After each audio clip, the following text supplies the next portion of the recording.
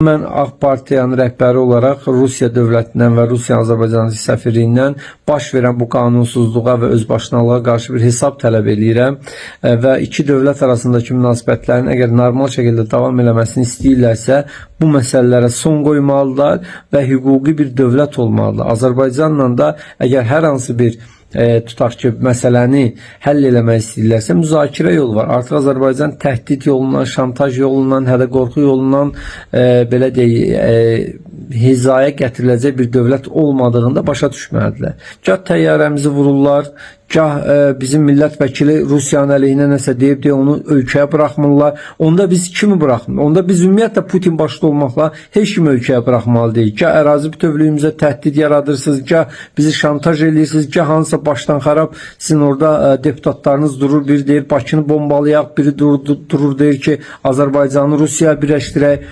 Yəni bu ümumiyyətlə yenə deyirəm. Bax zaten Rusiya təklənmiş vəziyyətdədir. Ukrayna ilə savaşa görə öz eyni millətdən, etnik millətindən olduğu, Slavyan xalqından olduğu Ukraynalıları qırdığı üçün zaten dünyada vəhşi imici yaradıblar. Mağara adamı imici yaradıblar, ayı imici yaradıblar.